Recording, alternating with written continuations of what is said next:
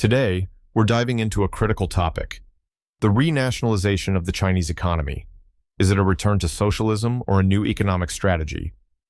Over recent years, we've witnessed a clear movement toward renationalization of key industries and sectors in China.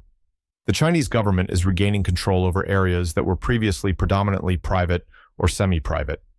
This raises an important question. Is the country reverting to a classic socialist model, or is this part of a more sophisticated plan? From tech companies to infrastructure and energy, industries are being absorbed back into state hands, in a move that for many echoes the early steps of socialism from the past century. The government argues that this renationalization is a necessary response to ensure economic security and social stability. In an increasingly polarized and uncertain world, maintaining strong state control could be, according to the Chinese Communist Party, the best way to face external and internal crises. However, this strategy generates uncertainties and diverse reactions in the international market, which fears increased government control over the economy. So stick around, and don't forget to subscribe to our channel, like the video, and leave a comment on what you think about this topic. Topic 1. The movement of renationalization in China. In recent years, we've been observing a clear movement toward renationalization of companies and strategic sectors in China. The Chinese government is reclaiming control over areas that were once predominantly private or semi-private. This action raises a crucial question. Is the country returning to the classic socialist model, or is this part of a more sophisticated plan? Companies in technology, infrastructure, and even energy are being reabsorbed by the state in a move that, for many, resembles the early steps of 20th century socialism. The government, in turn, argues that this renationalization is a necessary response to ensure economic security and social stability. In an increasingly polarized and uncertain world, maintaining firm state control is, according to the Chinese Communist Party, the best way to face external and internal crises. However, this generates uncertainties and diverse reactions in the international market, which fears increased government control over the economy. But what motivated this decision?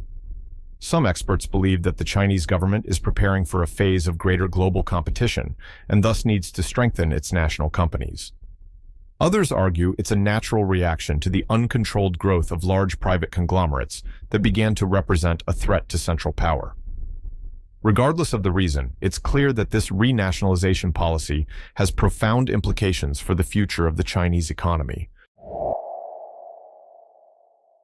Topic 2. The political motivations behind renationalization. Behind this economic movement, there are clear political motivations that also need to be examined. The Chinese government has been emphatic in stating that control over strategic sectors is not just an issue of economic efficiency, but also about preserving national sovereignty. With the rising tension with Western powers and the threat of sanctions, the Chinese Communist Party sees renationalization as a way to ensure that China does not become vulnerable to external influences or market instabilities. Moreover, this movement strengthens the party's control over the country's most critical resources, which also reinforces its position internally. In the Chinese political context, where centralization of power is a defining feature, this strategy bolsters the party's confidence in its ability to guide the economy without relying on private actors. This control extends beyond the economy. It shapes the government's ability to steer the course of Chinese society as a whole. However, this approach also raises concerns. Many analysts wonder whether such excessive centralization might stifle the dynamism of the private sector, which has been a key player in China's rapid economic growth over the past few decades. Renationalization may ultimately undermine the innovation and competitiveness of Chinese companies on the global stage. Yet, for the government, the cost-benefit seems clear. Security and control are paramount in this moment of instability. Topic 3. Internal economic impacts of renationalization. Renationalization of the Chinese economy also generates deep effects within the country itself, impacting both the business environment and the daily lives of citizens. For private companies, especially those operating in strategic sectors, increased state control can pose significant challenges. Many of these firms now face pressure to make way for the government, which can directly affect their capacity for innovation and competitiveness. In the long run, this scenario may create a less dynamic and more bureaucratic business environment. From an economic standpoint, renationalization can provide greater stability, at least in terms of government control over the country's primary activities. By taking over key companies, the government has more tools to direct investments and manage crises, which can be crucial during times of global economic slowdown. On the other hand, this centralization might mean less flexibility to adapt the economy to the rapid changes in the international market. For the populace, the impacts are still uncertain. While some sectors view renationalization as a means of ensuring jobs and protecting national industries, others worry about the potential for diminished access to quality products and services. After all, state-owned enterprises do not always have the same efficiency incentives as private ones, which can lead to a slower and less innovative economy. The big question is, to what extent will renationalization benefit or hinder the domestic economy in the long run? Topic 4. The international repercussions of Chinese renationalization. On the international stage, the renationalization of the Chinese economy hasn't gone unnoticed. Governments and companies around the world are closely watching the moves of the Chinese Communist Party, trying to understand the implications of this return to state control. Many Western countries, especially the United States, view this change with suspicion, associating it with an attempt to strengthen the Chinese government's power at the expense of free market norms. This rising tension is already beginning to influence trade and diplomatic relations between China and other global powers. Multinational companies operating in China are also rethinking their strategies.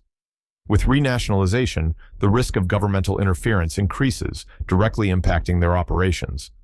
There's a concern that the business environment in China could become less predictable and more restrictive for foreign investors, which may lead some corporations to reconsider their presence in the country. At the same time, China remains a massive and crucial market for many of these companies, making the situation a genuine dilemma. However, for some countries, especially those with emerging economies, Chinese renationalization may be viewed as an opportunity. In their quest for new economic partners and development models, many governments are keen to understand whether this state control can be successfully replicated in their own contexts. Therefore, China's influence extends beyond economic borders into the realm of geopolitics, where every move is carefully scrutinized. Topic 5. The future of the Chinese economy, socialism, 2.0, or power strategy. Given all these changes, the big question remains, is China really returning to socialism, or are we witnessing a new economic strategy that combines state control with market dynamics? For many experts, what we are seeing is an adapted version of socialism, where the state retains control over the most critical sectors of the economy, while the market continues to function in other areas. This hybridization seems to be the hallmark of the modern Chinese model, where flexibility is key to sustaining growth without losing control. Some analysts call this Socialism 2.0, a model where the government avoids the collapse of strategic sectors while allowing other parts of the economy to be driven by innovation and competition from the private sector. This approach could ensure that China continues to grow while maintaining political and social stability. The big challenge, however, will be balancing these two worlds and ensuring that state bureaucracy doesn't suffocate the areas of the economy that need more freedom to thrive. The future of the Chinese economy, therefore, is still wide open.